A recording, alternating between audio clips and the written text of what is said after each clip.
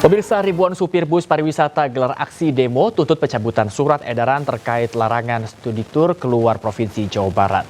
Selain itu, pemirsa, ratusan bus juga memblokade jalan raya sebagai bentuk kekesalan atas surat edaran Gubernur Deddy Mulyadi.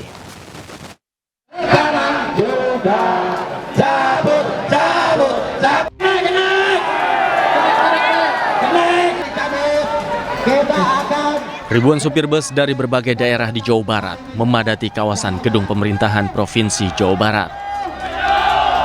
Baik, kita punya hasil. Aksi ini dilakukan untuk menuntut pencabutan surat edaran terkait larangan studi tur keluar Provinsi Jawa Barat. Selain itu, para supir bus juga memblokade jalan Diponegoro dengan bus pariwisata. Mereka merasa dirugikan dengan kebijakan Deddy Mulyadi yang melarang anak sekolah studi tur keluar kota. Hal tersebut membuat banyak pekerja wisata kehilangan pekerjaan hingga merugi.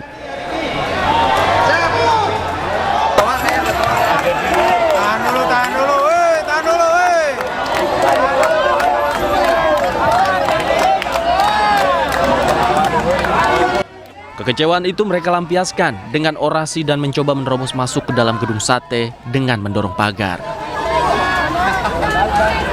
Aksi damai ke gedung sate. Kami dari berbagai daerah dari Jawa Barat, ya, ada dari Garut, Tasik, Pangandaran, Cirebon, Cianjur, Sukabumi, Bogor, Bekasi, Depok, Indramayu, Majalengka, Kuningan, pokoknya seluruh Jabar, ya. Kami pelaku pariwisata, ya, pekerja pariwisata Jawa Barat yang terdiri dari PO Bus dan krunya, supir, kenek, ya.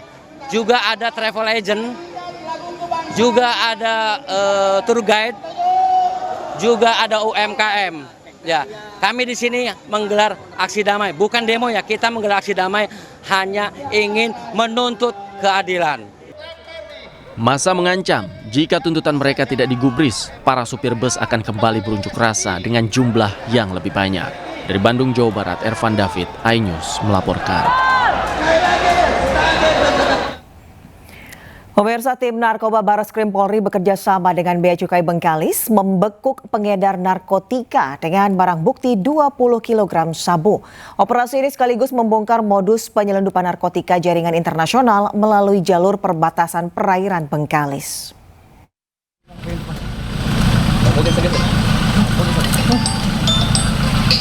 Siapa nih? Siapa? Saya, Bang. Hah? Itu siapa tuh? Siapa nih? Itu orang itu punya. Iya, Bang. Dua pelaku pengedar narkotika internasional dibekuk tim operasi gabungan Bareskrim Polri dan Bea Cukai Bengkalis saat berada di depan Balai Penyuluhan KB, Jalan Puskesmas Bandar Laksamana, Bengkalis, Riau. Bobby Leoza Herlianda dan Andre Febrianda ditangkap dengan barang bukti 2 tas ransel berisi 20 paket sabu yang dipasok dari Malaysia melalui jalur laut. Penangkapan dipimpin langsung Kasubdit 4 Narkoba Bareskrim, Komisaris Besar Polisi Handik Jusen, usai melakukan pemantauan dan pengintaian di sekitar kawasan perbatasan Bengkalis. Saat ini kedua tersangka bersama barang bukti telah dibawa ke markas Bareskrim Polri untuk proses penyidikan lanjut. Polisi juga tengah memburu pengendali jaringan berinisial Angel serta melakukan pengujian laboratorium atas barang bukti yang disita. Operasi ini sekaligus membongkar modus penyelundupan narkotika jaringan internasional melalui jalur perbatasan perairan Bengkalis.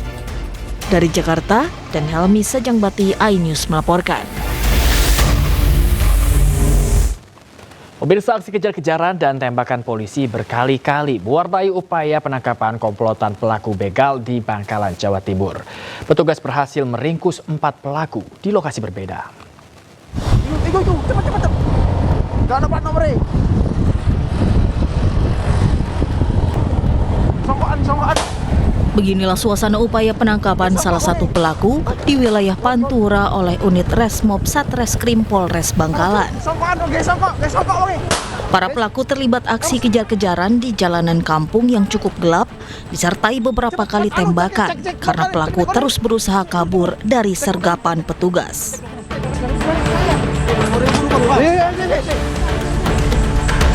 Tim Buru Sergap Kepolisian ini total berhasil menangkap 4 orang komplotan pelaku begal dan pencuri kendaraan bermotor di beberapa lokasi berbeda.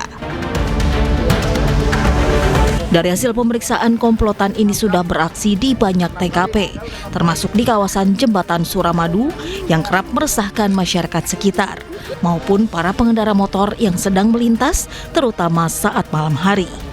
Untuk begal UTM, 4 tersangka sudah kami amankan, diantaranya pelaku utama, 2 orang inisial A dan F, dan juga 2 penada dan perantara inisial S dan R. Di mana untuk pelaku utama ini, terutama yang A, sudah 7 kali TKP di wilayah Bangkalan dan juga Surabaya. Tersangka pelaku utama dijerat pasal 365 tentang pencurian dengan kekerasan dan dengan ancaman hukuman 9 tahun penjara. Sementara 2 tersangka lainnya dijerat pasal 480 KUHP tentang tindak pidana penadahan barang hasil curian dengan ancaman hukuman 4 tahun penjara.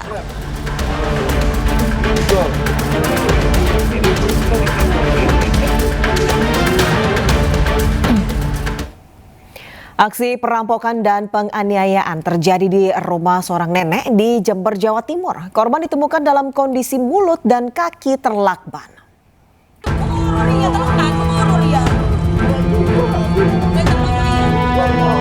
Warga Desa Mayangan, Kecamatan Gumuk Mas, Jember dikejutkan dengan teriakan salah satu warganya yang mengalami perampokan disertai penganiayaan.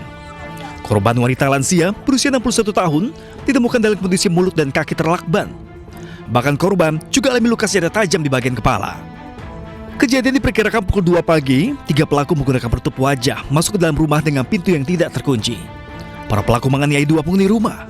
Akibatnya sejumlah perhiasan, uang tunai dan 2 sepeda motor korban berhasil dibawa kabur pelaku dengan total kerugian mencapai 160 juta rupiah. Di situ itu dianiaya lah semuanya. Pertama itu nggak dimintain uang, itu bilang nggak diminta. Terus itu langsung mukul. Langsung mukul, nggak tanya-tanya? Iya, nggak tanya-tanya, langsung mukul asal mulanya. Terus habis itu minta uang, terus minta perhiasan.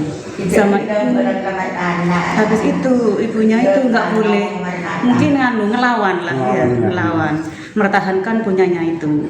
Terus habis itu dianiaya wes, yang diinjak, terus yang dipukul, terus dibacok sininya itu kepalanya. Ada berapa luka? 8 luka jahitan. Ya, Kasus perampokan kini langsung ditindaklanjuti jajaran kepolisian sektor Gumuk Mas, Jember dengan mengerahkan tim Inafis untuk memburu 3 pelaku. Dari Jember, Jawa Timur, Bambang Sugiarto, iNews melaporkan. Polisi mengungkap kasus pembunuhan sadis di kawasan hutan Kabupaten Banjar, Kalimantan Selatan. Jasad korban yang ditemukan dengan kepala terpisah ternyata dibunuh istri dan saudara iparnya akibat sering di KDRT.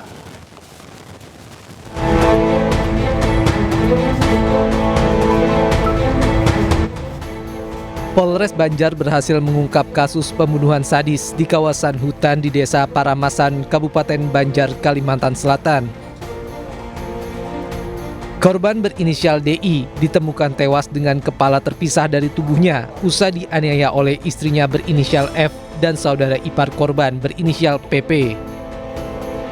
Peristiwa bermula saat korban bertengkar dengan istrinya di tengah hutan di dekat lokasi pendulangan emas diduga karena masalah kecemburuan.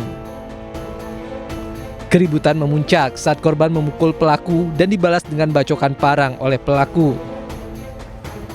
Kejadian itu disaksikan oleh PP yang merupakan kakak kandung pelaku. Tak terima adiknya menerima KDRT, kakak pelaku ikut menganiaya korban hingga tewas. Motif daripada kejadian ini adalah adanya cemburu sehingga terjadi cekcok sehingga terjadi kasus tersebut. Akibat perbuatannya, kedua pelaku dijerat pasal 338 KUHP, subsidiar pasal 170 ayat 2 ke 3 KUHP dengan ancaman hukuman maksimal 15 tahun penjara.